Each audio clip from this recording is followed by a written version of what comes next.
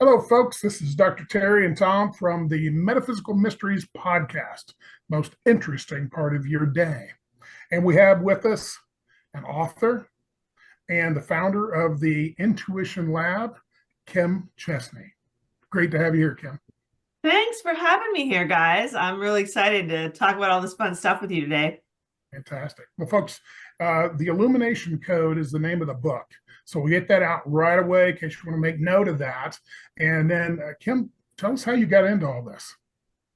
Yeah, I mean, it's really sort of been a lifelong passion for me. I grew up in a haunted house. So as a small child, I experienced the mysteries of life and really needed to make sense of it in my own way. So started out on a lifelong quest to understand the metaphysical world and the part that intuition plays in it all. And, it really just led me to, I got this book deal out of the blue in 2004 when I wasn't even looking for it. The universe dropped it in my lap. And since then, I've just been researching and exploring intuition and teaching intuition. It's been a lot of fun. Fantastic. Tom? That's pretty cool. So what have you, when you started into this, how did you react to that you had that skill set?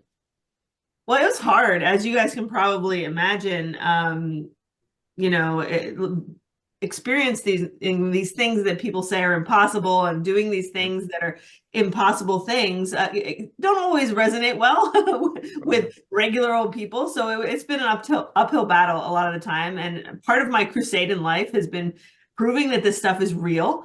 And because it happened, when it happens to you, you realize, yeah, this isn't in my head. I didn't make this up. This is a real part of life. And for me, it was really frustrating because so many people were just kind of brushing it under the rug as my imagination or woo-woo or just not even wanting to deal with it because it's not in the realm of possibility. So I think for me, all of my writing and work has been in one way a personal validation because yes, I experienced this and I need to know why, right? I need to know how it works and know what's really going on. But also to share that and raise awareness. So because I know this is happening to people, it's happened all throughout history. Thousands and thousands of people have experienced these kind of things that we talk about, on podcasts like this and books like mine. And so I think it's really time that we all step forward and say, quantum physics is here. It helps us understand it now. We don't have to pretend like it's some supernatural, mysterious phenomenon. It's real. Let's talk about how we can use it, how we can get better at it. Yeah, absolutely. How old were you when you first had the awareness of this, and how long did it take you to accept that? It took me a while. When I was a kid, I would have, I always experienced the physical phenomenon when I was a kid through, poltergeist activity. And there was a lot of outside stuff that seemed scary at the time because I didn't understand it. But I think part of that was me not using my gift or recognizing my gift. So it was showing up as this sort of external manifestation. And then once I got into my 20s and I really started to look at intuition and accept intuition, that sort of started to shift into more interior experiences with my intuition and really sort of validating, my own perception in a lot of expansive ways. Cool. Let's go back. What job did you have that made money before you did all this? So it's a great question, right? So, and this just tells you why intuition is so important. And I was actually just talking about this with my daughter yesterday, because when we're young, we might find ourselves in these jobs that we don't think are actually useful. We think, I just want to go and follow my heart and passion. I have to do this like job that I hate, even if it makes money and your heart's not in it, you're 9 to 5, right? And at the time, I was going through this process myself. I got my degree in oil painting from college. So, I've always been very practical.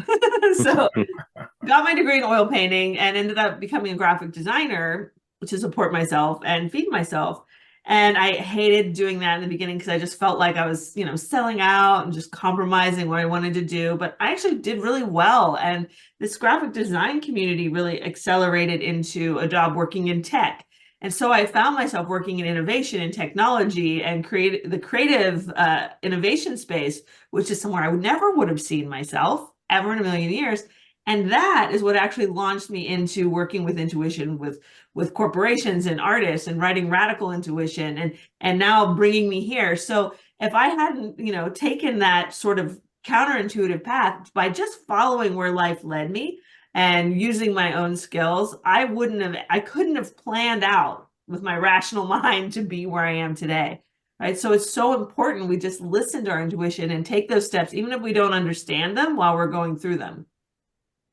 You know, a lot of our listeners and viewers, they're used to us interviewing psychic mediums. So can you tell them the difference between somebody who uses intuition, or how you define it, and the difference between that and psychics and or mediums? Yeah, I mean, I really view, and I talk about this in my book, Radical Intuition, which is really just an exploration of all types of intuition, the many different ways that we use it. And mediumship is just sort of one sort of facet of intuition. We can use our intuition to do many things. We can use our intuition to go beyond time and space, see the future, see past lives. We can use our intuition to entangle with other people through telepathy, through remote viewing, things that are happening in this space. We can use our intuition to connect with interdimensional life, with spirits, family members, guides. So our intuition is really our I call it our quantum thinking. It is a quantum phenomenon that allows us to transcend this material world that we're living in. So it goes beyond the boundaries of time, the boundaries of space, and the boundaries of this reality. So there's countless ways that we can use our intuition to explore beyond the veil of this little bubble of the world we live in. And people who are naturally gifted with mediumship or learn mediumship, because it's something that can be learned just like every other development. And actually, mediumship was my gateway into this. You know, that's where I came up through mediumship. So it's an area that I'm very familiar with. And, you know, this whole process of really being able to connect with life beyond life is such a validation that we are living in a meaningful existence that goes beyond this container of reality that we experience every day. You know, one of my experiences with quantum entanglement, so to speak, was actually inadvertently sharing a dream with somebody who lived 250 miles away from me one same night. And we ended up calling each other by whatever chance, if you want to call it that. And this person said, it was female, she said, I had a dream last night and you were in it. And I said, well, I had a dream last night and you were in it. And then we started comparing the exact dream. It was the exact same dream, same location, same scenario. Everything was identical except what I was doing versus what she was doing. But we both identified I was doing this and she was doing this, and we were both in the dream together. And that's, I think, that's when quantum entanglement from a subconscious kind of scenario really hit home with me. That's been a number of years ago. And then since then, many other examples. But I thought that one was really cool, a shared dream. And I don't imagine that happens that often. No, I think that's really extraordinary, and it's really fascinating. It gives us so much information about what dreams really are. So dreams are another one of those things that we take for granted. Like we take for granted that we're living in this reality of like 3 dimensions, 4 dimensions, and we're like, okay, this is up, down, this is stuff. We just take it for granted we live here. We also take for granted dreams. We just go to bed, we dream at night. What's actually happening when we're dreaming, right? Like what's going on, right? Because it's more than just some sort of just impulse reaction of our brains while we sleep, right? Some magical things happen in our dreams. People astral project, people have lucid dreams. This shared dreaming is truly fascinating. And it asks the question, you know, are we sort of traveling interdimensionally in some of these dreams? Are we, you know, moving through different spaces in time and collaborating and being with other people during these dreams? So I think that's a wonderful example and great evidence that the answer is yes. We are out there in those dreams doing things that are a lot more real than we tend to remember. Oh, yeah. I love doing dream interpretation. I get called from all over the United States on a regular basis. Terry had this weird dream. What do you think? And so, you know, you really got to break that down because it's not something simple normally. And there's a whole system to breaking that down, trying to give them a good opportunity to decide because it's truly their experience. All we can do is kind of guide them in those respects, and hopefully they can learn something from it. But so many different categories of dreams. You know? Oh, yeah. Absolutely. Tommy?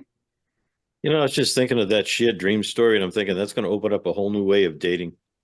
It'd be nice, wouldn't it? We could control that. Let's just meet there first before we go in person. There you go. I know people who've done that. It's bizarre. I feel like it could go wrong, though. It could go wrong. It's got all the problematic issues of being physically there. Yeah. Yeah. So, your book, The Illumination Code, is the latest in what you've got. You had the Radical Intuition to begin with. What's the differences between those two? If somebody's are they completely different books? Are they linked? Should we buy them both? Of course, you're going to say yes, which you should. I would say that. But how are they linked, or are they? Yeah, no, so I actually have 3 books. And yeah, so the first book was the Psychic Workshop, and that's the one that I wrote in 2004. So, and I'm just mentioning that because that was real. That book was like somebody told me I was going to be writing a book, and then I was like, I'm not writing a book. And then a year later, I wrote a book, right? So it was psychically foretold, which was really ironic and sort of, was made it all sort of congeal. But I recommend that book. That's sort of like Spirituality Psychic 101. That really came out in 2004, when part of this wave where we were raising awareness that, yeah, everyone is psychic. You look back 2 decades ago in the late turn of the century, people still thought that, oh yeah, so you had to be born psychic or have special superpowers. But really, as part of that first wave of awareness where, yes, everyone has this psychic potential, and here's how to start developing it. So that's what that first book is. And then I spent the next 15 years actually working on Radical Intuition, which was really in my mind, I wanted to understand all aspects of intuition and how we can use it. Physical intuition, intuition of the body, mediumship, intuition of the mind, how we have an inner guidance system, how it makes choices, how we can have foresight, how we can know things before they're going to happen, right? Yes. And then like intuition of the heart, like that's our creative intuition, our power, our callings, all that inspiration and all the drive to manifest and make the world a better place. And ultimately the ultimate type of intuition, which is spiritual intuition, metaphysical intuition. We have those deep experiences of divine communion and shared dreams and revelations and raptures and all the wonderful things that come from that. So that's what Radical Intuition was about, really understanding intuition in its totality. And now the Illumination Code, the question from Radical Intuition was, after everybody experienced it, it's like, yes, this is real. Well, how is it actually working? Like, what's going on? So I wrote the Illumination Code to answer that question in terms of very down-to-earth science, understanding quantum physics and why it's actually showing that intuition is a quantum phenomenon, and it's a very natural part of our life. We don't have to invoke spirits and sit on mountaintops and meditate to make our intuition happen. It's a natural part of how we're wired. It's just something that's sort of atrophied because we forgot about it, didn't learn how to use it. And I'm trying to raise awareness of helping everyone to use their sort of quantum nature and think with their intuition. Absolutely. Tommy? What do you see with people like their first intuitive skill, if you will? Is it the psychic thing? Is it the hot thing? What have you found in your work that shows up first for people? That's a great question. And I think the answer to that is everyone's a little different. From teaching intuition all these years, what I found out is that everybody sort of has their unique type of intuition based on how you're wired. Some people are knowers, they just know things. Other people might just have, telepathic experiences and not understand why. But knowing that, there's some certain commonalities of things that start to happen when you're sort of going through a spiritual awakening, expanding your consciousness, growing more into your intuition. And one of those things is an increase in synchronicities. And this is something you'll start to notice during times when you're really in a deeply spiritual place. You'll notice more things like you'll think of, you might even be able to finish people's sentences. Somebody might be talking, they'll say something that you're thinking about, this sort of connection with other people. You'll think of a friend and then the phone will ring, they'll be there, right? These are little things we probably all experienced in little drips, right? Just have a thought, oh, I should go call my mom. And then you call your mom and you realize there's something she needed to talk to you about or something was wrong. Little things like that just drop in, or the sort of the calling cards of an awakening intuition. They are sort of the first drips and drops of how they come in and show you like, hey, hello, I'm here, right? This is real, like start to listen to me. And then the more you listen, the more you start to honor these things instead of throwing them away, which is what we've pretty much been taught to do, right? Just, that's crazy. But don't think about that. Then you start to get more and more of this energy, and it happens more often. So the more attention you give it, the more it starts to happen. Great question, though. So as this starts to unfold for people, is it kind of a linear unfolding, or does it take off all of a sudden? What have you found? Well, I think it depends on the situation. In some cases, like a lot of my students who go through my 1 year program or 2 years, it turns into a true forever program. Some students are still there since I started. It is a linear thing that naturally unfolds over time with practice. For me personally, it was not a linear thing. It happened one night kind of thing. And then I thought I was insane because after that, I was perceiving things in reality that I shouldn't be able to see. You know, I could see spirits, I could see energy. And this was due to a pretty abrupt upward vibrational shift. And when you have something like that happen and it kind of opens up, expands your reality, and you can experience more of reality, especially reality that other people, this was before the internet. I couldn't even like Google it. Is this normal? Right. I thought I was having a mental breakdown. So it took me, it was really hard at that point for me to integrate that into my life. So I think it really depends. I recommend the slow and steady, right? Just learn about it and let it happen naturally. But, for me, it's what I needed. And ultimately, it's informed all of this work. But everybody's unique. Would you mind sharing with the listeners how that transpired for you that particular day, just in case they encounter that? Yeah, I would love to, because it's one of my favorite things to talk about because I think it's so important. Because it happened for me when I was younger. I was like 23 years old, and I was still out soul searching, and I was in a place in my life where I was very much interested in the meaning of life. I was trying to figure out what this world was all about. So I was very much in that mindset of exploration. But I was also young and going through, with the growing pains. You're coming out of being a teenager and you have like emotional stuff you're trying to work through. So I actually was down, as an oil painter, I was down with some friends painting at the beach, and I went off painting by myself. And when I was done, I decided I was going to go for a walk. And I'd been kind of looking forward to that the whole day. I was just going to go for a silent, lonely walk on the beach. That was like my reward for a long day of painting. And so the sunset came, and I'm out there walking on the beach. I'm all alone. It's down at Cape Henlopen in Delaware. So it was a very quiet beach. It's a nature reserve. There's no anything around. And then I saw a figure down at the end of a beach, and I was like, oh no, I'm like, it could be a murderer. And I'm starting thinking, oh, he could drag me in the water and kill me and no one would know. And all this crazy like fear stuff started coming up. And it was this simple choice that I made in that moment. And I said, you know what, I'm either going to go on this walk and enjoy it, or I'm going to go home, because I'm not going to live in fear anymore.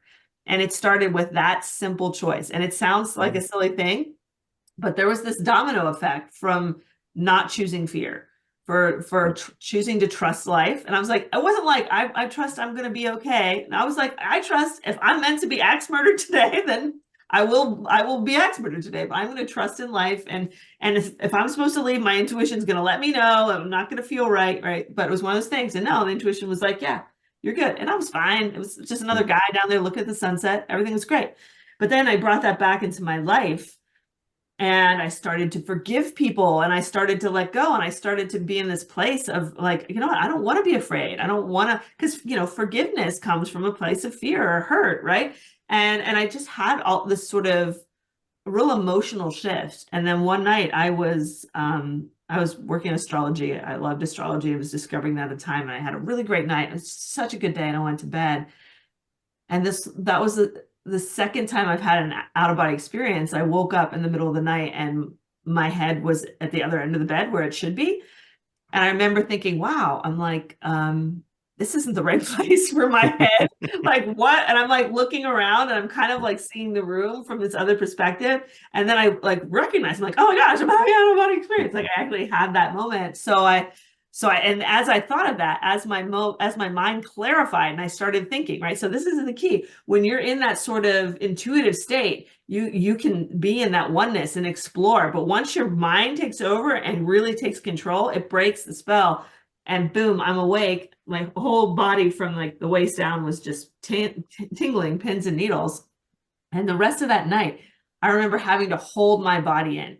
I literally, every time I'd fall asleep, I would feel myself like being pulled up, and I remember just clenching and holding my energy in my body as I slept.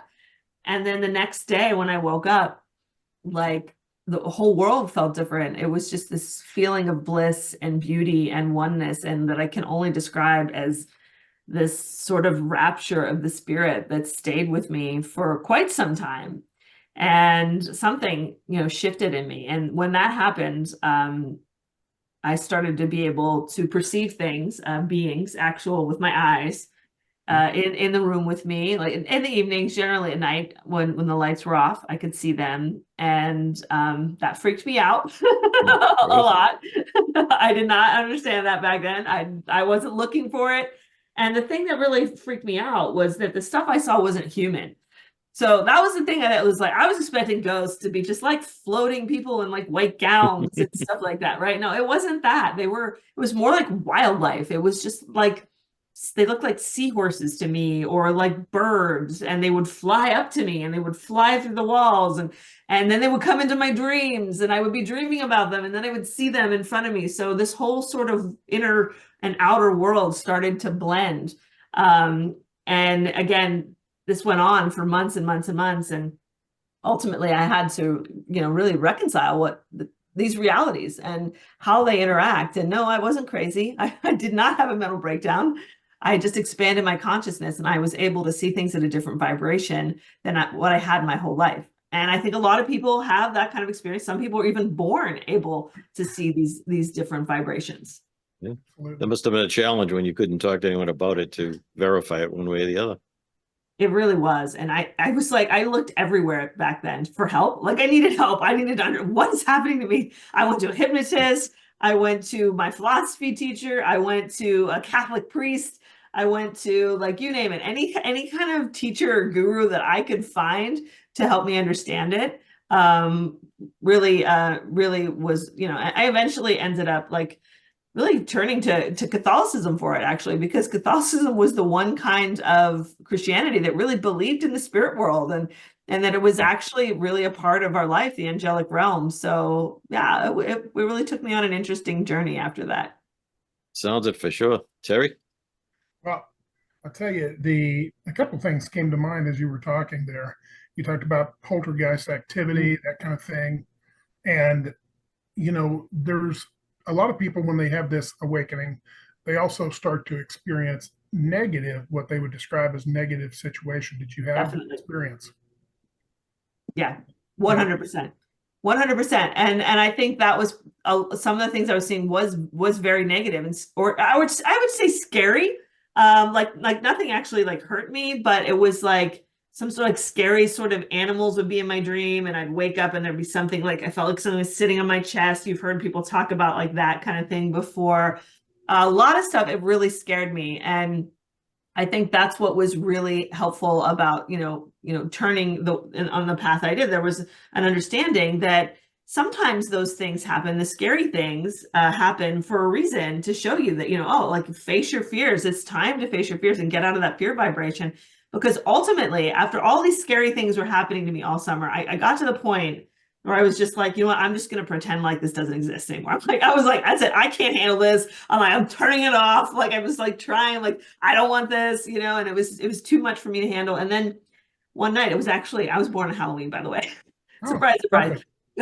Yeah, it was the night of my 24th birthday, and to the hour of my birth, I woke up, and before me there was this beautiful white light over my bed. All I could, again, didn't look like a person. It looked like a fractal, like a tree. It almost looked like a tree coming out in all directions. It was over my bed, and intuitively the message came to me: this is real. It was like, this is real. You can't deny it. We're here.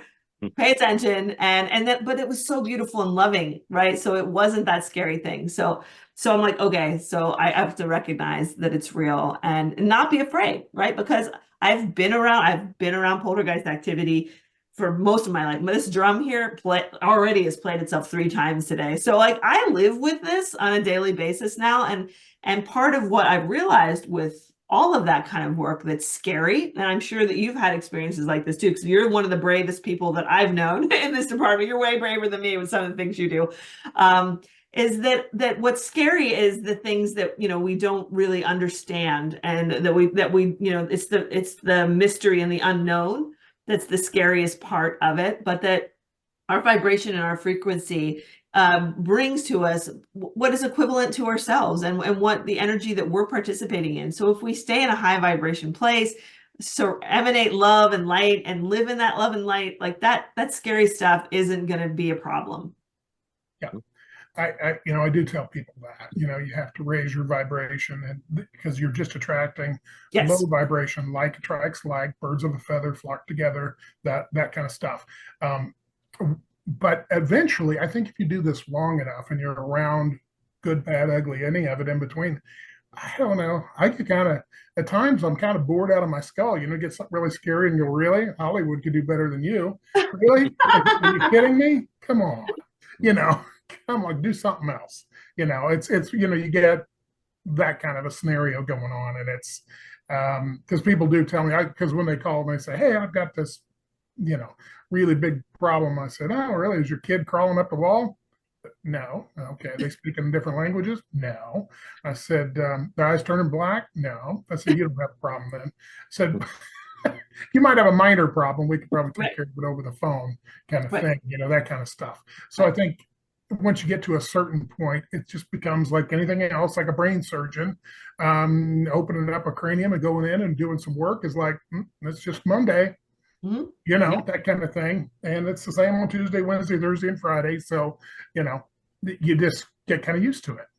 Yeah. And I think part of the reason some of this scary stuff happens is, I felt for me, all this scary stuff was happening because it was trying to scare me back into reality. Like what I almost did, like, oh, you're too scared. Don't free your mind. Don't open up and expand. Right. Don't grow. You just stay in this little small place where you're safe. Right. So I felt like it was sort of like, it was like C.S. Lewis had a great passage in one of his books of like once you just wake up and you realize that there's life out there. I think it was the Screw Tape Letters. That was a really great book. And the person who awakens, what do? They send out the negative forces to scare them back from their awakening, right? Just scare them so they don't keep awakening, right?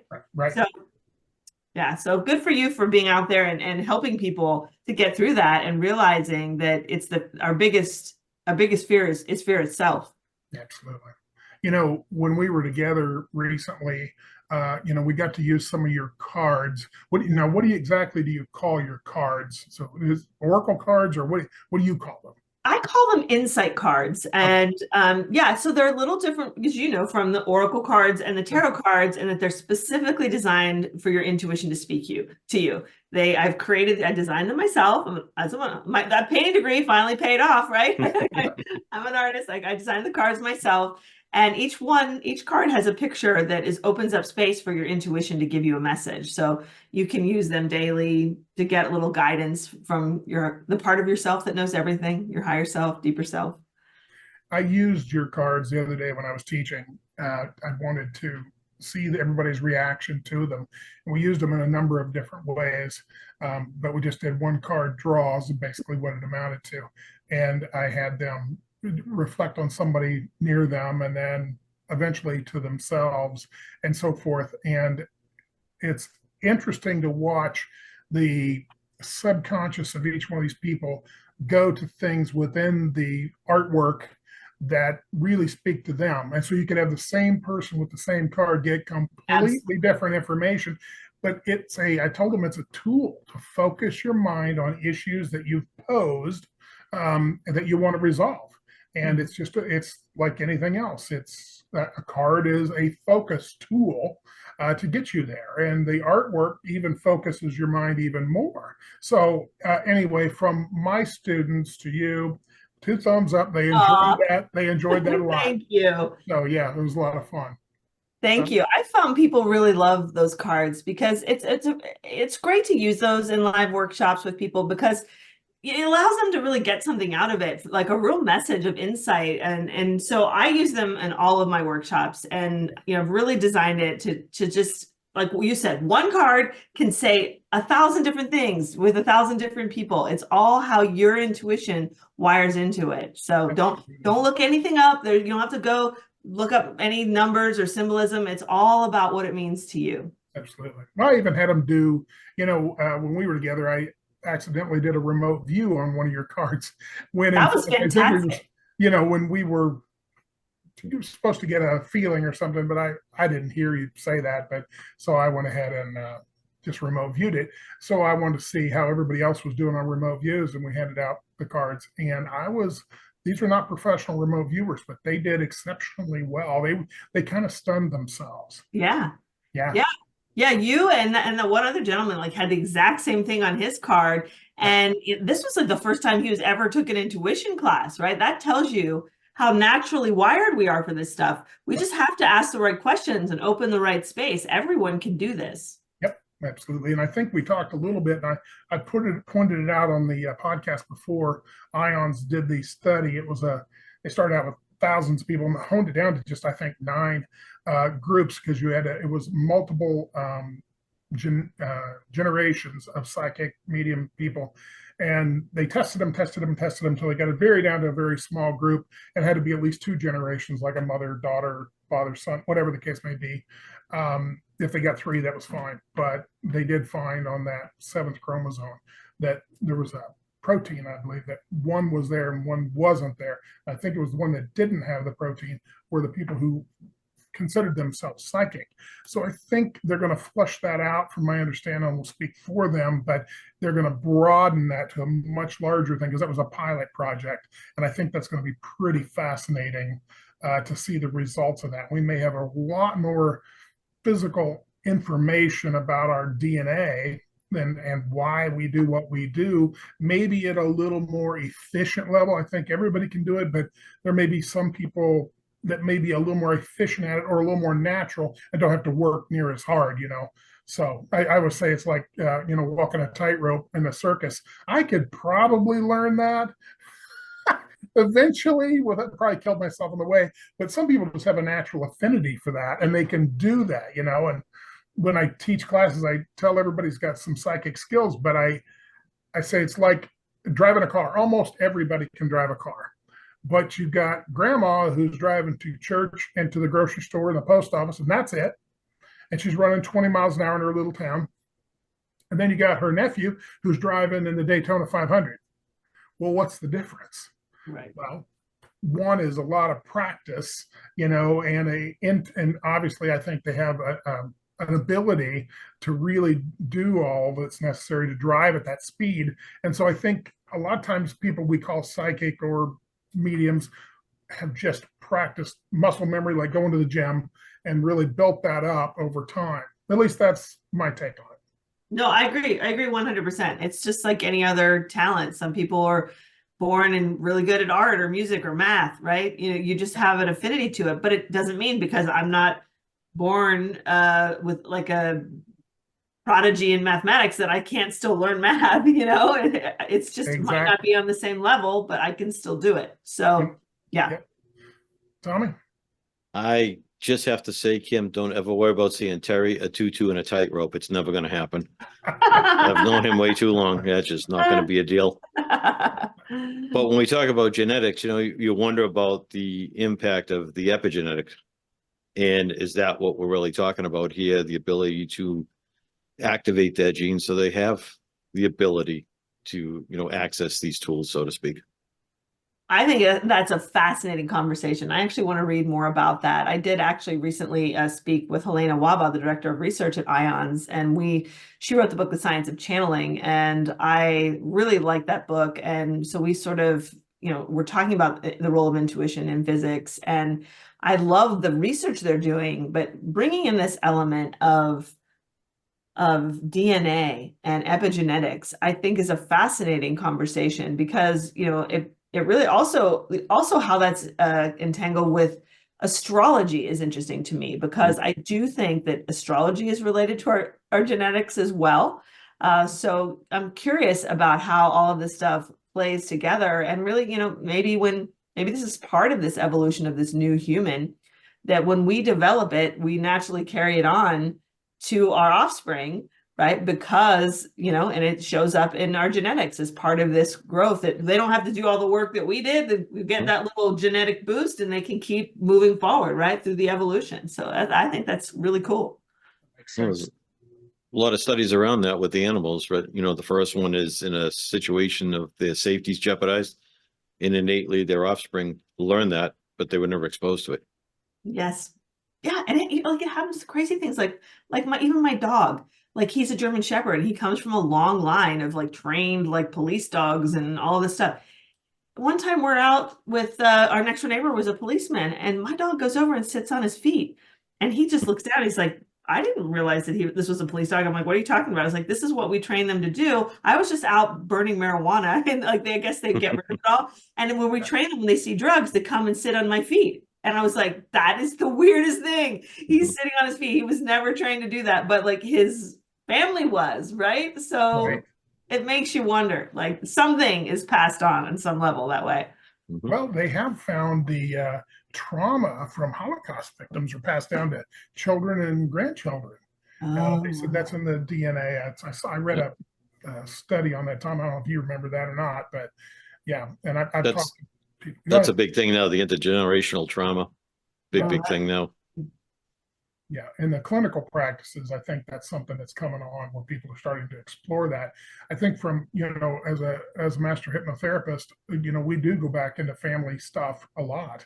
And, that intertwines, I think, with past life, experiences and stuff too, that they bring it forward, and whether the mainstream believes in that or not, I often say the way to raise your consciousness, you have to understand reincarnation in order to really raise your consciousness, because otherwise a lot of stuff doesn't make any sense at all. It's like, okay, I keep coming back to get better and better and start moving up but if you only had one 75-year lifetime, well, that doesn't even make sense. Yeah, I know, right? I'm going to go float on the cloud for eternity. That doesn't make sense. Yeah. And only in America do you get a raised eyebrow due to the social conditioning of certain religions.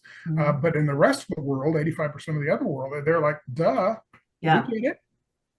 Yeah. It's a normal part of life. Yeah. In the Eastern cultures, for sure. And I'm also interested in this intersection between past lives and genealogy and our DNA, right? Because, I told the story when we were at Edgar Cayce together of, how I, had my spiritual awakening starting. The story that, that I told you about came on the heels of an experience I had when I lived in a town called Hull in England. I lived over there for a year. I was studying and I met a gypsy and she foretold my future, and all this great awakening happened on the heels of this experience with this gypsy in Hull, England. And I was doing a couple of years ago, I was doing my family research, and I found out that my family was actually from Hull, England, this little place that no one in the world has ever heard of. And that my 8th great grandfather was actually 8th, I don't know, it was like really, really old, 8, I think it was 8, in the 1500s, was the mayor of that town and worked at that same festival that had been going on since this very time where the gypsy was. So you have to ask yourself, right? There has to be some kind of connection that drew me back to that place after 500 years, some sort of genetic entanglement, whether it's through past lives that continue on with similar people, and we have our sort of soul tribe that we travel with and manifest as family members, or something else. But there's definitely something that's happening in relation to all that. It is connected to our genes somehow. No question. Oftentimes I hear, well, every time we incarnate into the river of our people. It may not be exactly the same, but you're in that flow, that DNA flow that is, you attune to that, you resonate with that. And that's going to give you the experiences you want rather than jumping to something else. Not that you can't jump to something else. We all know that's possible, but for the highest level of comfort, success, I think it's a river. But the quantum entanglement goes way beyond just us going in genetically, as you know, goes everywhere in the universe. We're all part of the greater thing. And when you do have one of those awakenings and you get the opportunity, and a lot of people think they've had an awakening, but I'll tell you, if you have had a real one, it's completely life altering in every respect. And you get into this field where you hear things you couldn't possibly know, zipping across the universe with your mind and wherever you want to go, meeting, hearing anybody you want to hear, getting answers to things because you tap into the totality of the universal God, if you will, or universal consciousness. They call it whatever. And I don't get hung up on titles. Don't care. Call it whatever you want. Yep.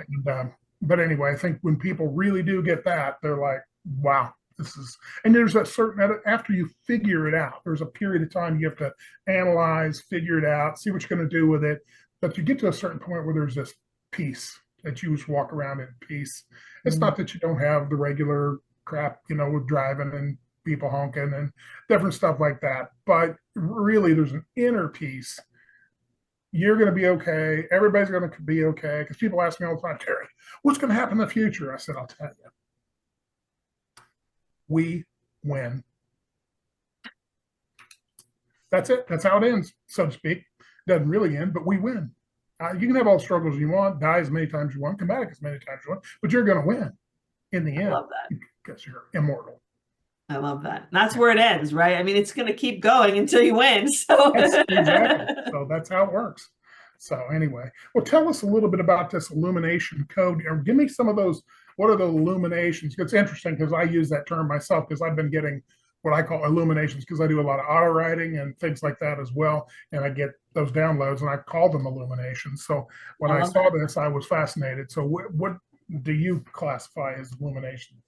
So the Illumination Code, I deeply associated intuition, obviously, with illumination. I think it's a great word that it's similar to enlightenment, but this idea of illumination almost feels like an inner experience of lighting up your life and lighting up with truth. So we know that your inner wisdom, your inner guide has a deep connection with light. When you get into physics, we understand that all of the information of the universe is stored in light. So light is a really sacred role in both spirituality and science at this point. So it becomes this sort of harbinger of existence is light. And so on that light comes your intuitive insight that a light goes off, right? The way we talk about things, light is really key. So I wrote this book talking about, intuition as part of the sort of code of the universe. It's embedded in everywhere. You can access it at any time, any moment. It comes inside you. It's interpenetrated with the whole world. You're connected to everything. This is why you can connect with other people beyond time and space, recognize things that are happening beyond time and space, because we're all connected through this sort of field of wisdom and truth and energy and light and information that stores, really, this is a cosmic memory bank of the universe. It stores everything that's ever happened, will happen, or is happening now. And through your intuition, you can access that. Yeah, the Akashic Records, common terminology. Mm-hmm. It's much like the Akashic Records. Only, I think they've sort of modified that, updated that with the idea of the Akashic field, that we thought the Akashic Records was a hall of books, but in reality, it's more like a field of information that we just tune into and download from. Totally. The whole Laszlo situation. Yeah, Irvin Laszlo. That's deep. I wouldn't recommend it for light reading. Definitely not. But if you want to dive deep and you want to get all scientific about it, that's the way to go, right? Yeah, I obsessed over his work. I read all of his books. And so my goal with this work, with the Illumination Code, was to distill that into like the layman's terms so that everyday people can understand this without having to go like take a science class. Yes. Yeah, because he gets deep real quick. Yeah. Yes, he does. You're not up to speed on all that. You're going to be. I had to reread like a page like 4 times before I actually understood it. Like it was not easy reading when I was doing research for this book. I'll tell you. Take a sentence, pause. Yes. Take a sentence, pause. Yeah, it's and really not like bedtime reading. I'm just gonna fall asleep. No, you're like get out your pen and paper and you're just actually studying this to figure it out. Amazing, great work though. It was revolutionary, truly revolutionary. Tommy? Well, I was just going to say it was really probably not chance that we ended up meeting there not too long ago, because, the path you're on mirrors the path of this podcast of trying to bridge that spiritual and scientific gap and show people that they're not as divergent as people once thought. Absolutely. And I really appreciate meeting people like you guys and even being in communities with listeners like this, because I think it's really time for us all to really stand up for this and tell the world that this really is something real. And, one of my issues is that for so long, people have been sort of afraid to talk about this stuff and afraid to be judged. And, there was, so I think the time for that is done. Like we can't keep doing that. If we ever really want to understand the world, we have to own this and we have to stand for it and raise awareness of it. So that's really what, I'm here talking about every day when I'm out doing this stuff, is just trying to raise awareness and let people know that these experiences that they've had are part of the magic and wonder of life. They're not weird. They're nothing to be afraid of. There's something to embrace and to really lean into, to expand your mind and grow and connect with the joy and wonder and light and love of the universe. Talking about that, we had one of our podcasts called The Modern Day Witch Burning, and we really flushed that out because there is in the psychology, psychiatry fields, counseling even, there's a real disconnect between what is a mental illness and what is a skill, from an intuitional point of view. The man that we interviewed was actually thrown in jail because his wife took his notebook that he was making notes of things that he was observing and experiencing and put it in front of a judge and got him locked up in an insane asylum in modern day. Wow. It was crazy. And of course, he was found not to have any issue whatsoever. And, I happen to know the guy real well. Absolutely no issue whatsoever. One of the most level-headed, normal people, period. But he went on to talk about that. We never gave his full name or anything. But we wanted people to understand, when do you say this? We had the psychologist on too. When do you say this? When not to? What's going to be the diagnosis if, your parent runs a 6-year-old over and says, hey, I'm seeing grandma dead and other people and, some of these weird things. What are they going to diagnose it at? So she went through and told us what she would basically be diagnosed as, but she also agreed that there was a significant disconnect. And they're just not taught anything about the spiritual side. And unfortunately, the young ones can be slid into the whole psych issue when in fact it's not that at all. They're psychic mediums or something like that. And so that's problematic, and we are still working that, but it's much, much better. We don't get burned at the stake anymore, or hung or drowned or whatever. That doesn't happen anymore. But it's really something to think about too. When do you want to release that? And you want to make sure you're really stable and people know you're stable before you decide to start releasing all that stuff. Yeah, no, it is true. You have to proceed with caution in this world, unfortunately, the world that we live in, because people have a lot of fears, and people look at fears can be very dangerous when it comes to things like this. And as we've known that in the past, this has been something that's been a real problem for our community. And for historically, it's been a real problem, at least in the West. I think in the East, there's a lot more tolerance and actually reverence of it in the East. But here it's been different. So, but we are coming to the age now where science is actually playing a role in this, and we can't deny it anymore. So as long as we're not hurting ourselves, hurting other people, having behavior that's unhealthy or is resulting in any kind of harm, this is something that is really a natural part of our cognitive experience. And so, if I really encourage people to balance. We want to balance our brains. That's really what this is all about. This isn't about going off the deep end with our intuition and like going into like the crazy zones. It's about balancing. We want to be rational and we want to be smart and we want to be intelligent, but we also want to be intuitive and inquisitive and open and expansive. So the real opportunity right now is we're not saying one's better than the other. We just need to bring ourselves back into the wholeness of being, balance our intuitive side and our intellectual side. And that's where you're going to find the real genius and the real magic of expansion of human consciousness. Absolutely. Tommy? Yeah, I think the challenge is going to be setting ego aside and setting fear aside, fear of self, fear of others, that whole thing. And as I'm sitting here listening, I could just picture a TV show like Fear Factor, but for metaphysical issues. Oh my gosh, that's actually a great idea. All the things you're afraid of, let's go and be unafraid of them. Yeah. Let's dig in. But I'm not eating any of that weird stuff. No, that's not part of it. No, it's not. It's not. In no way. Mhm. But I think it's a great point. I think it's really overcoming fears, raising awareness, and starting to face things and look at them in the light of day instead of in these shadows that like just breed more fear. So, Kim, tell us about if people want to get in touch with you. I know you're doing classes and things like that. And how do they get in touch with you? What's the best way to do that? Yeah, so I have two websites. You can visit my personal website at kimchestney.com. It's Chestney with a T. And on there, I actually have a free insight card deck that you can practice with. We were talking about the card deck.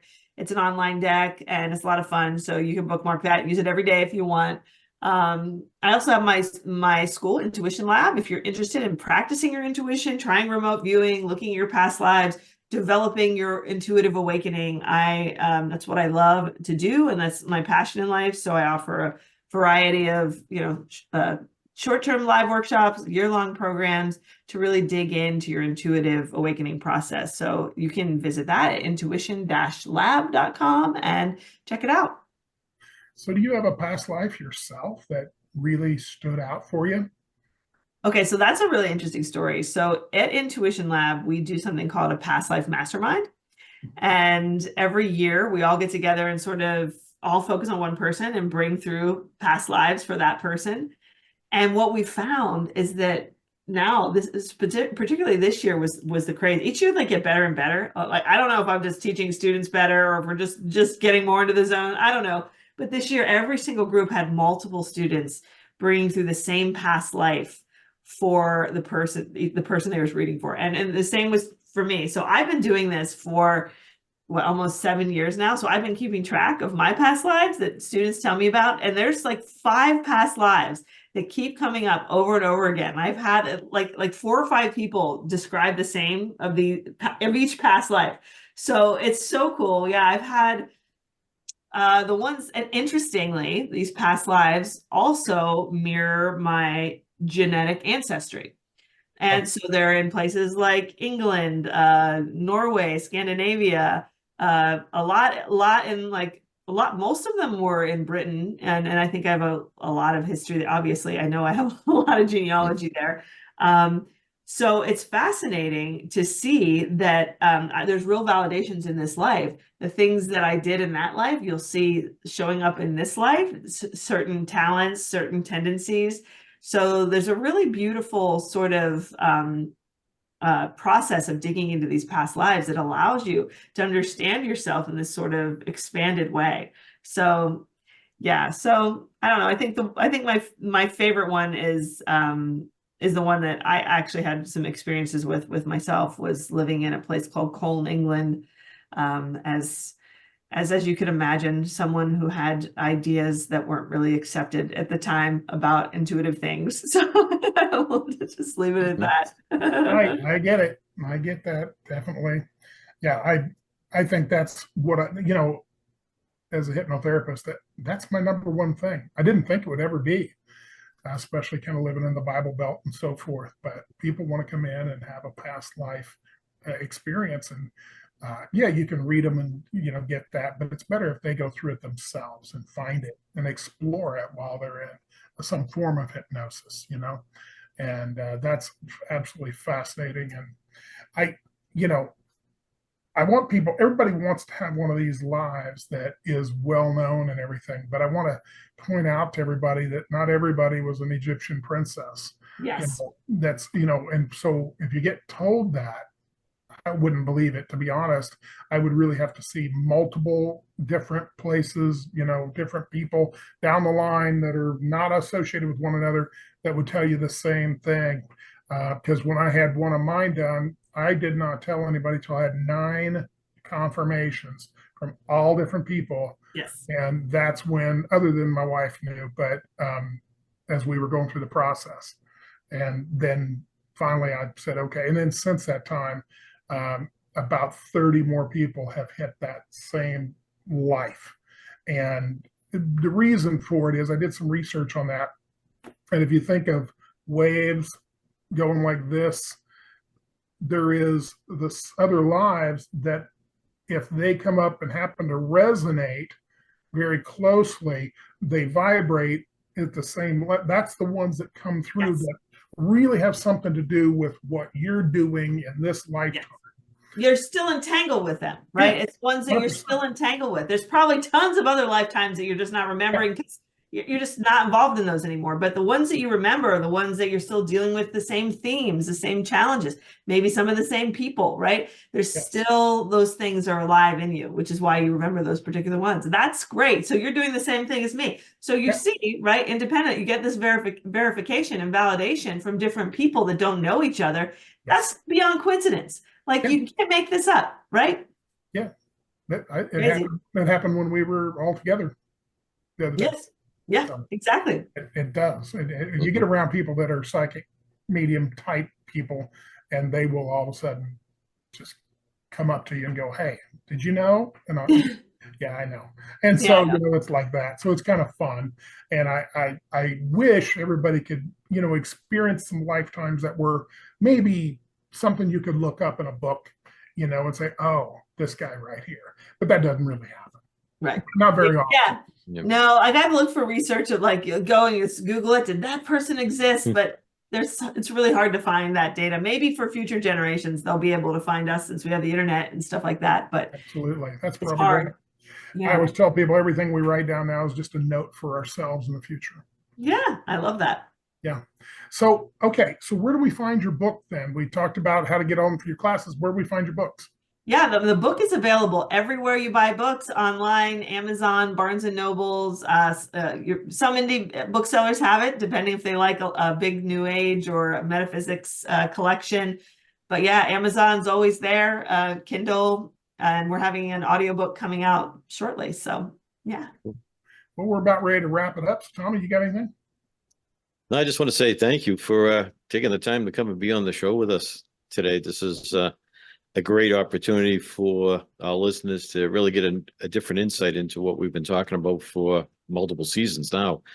And having spent some time with you at the when we're all together, it was a great opportunity, and really glad for that meeting. Me too. Yeah, I'm really glad we got to kind of connect and dive a little deeper into all the stuff we were talking about when we were at the event together. So this has been fantastic. Fantastic. Is there anything you want to leave the audience with? Yeah, I just want to thank everyone for listening and thank you guys for having me, and just really encourage people to trust yourself. Don't be afraid of your intuition. Your intuition is your best friend. You're never safer than when you are in the loving embrace of the universe and following your intuition. It wants the best for you, and it will take you to discover the deepest mysteries and the most powerful magic of all that is. Fantastic. Well, for everybody here at the Metaphysical Mystery Podcast, Kim, thanks so much for being on. We really appreciate that. And It's my pleasure. I will look forward to touching base with you in the future. And for all of our listeners, we'll be back with another interesting interviewee guest. And we'll see you next time. Thanks so much.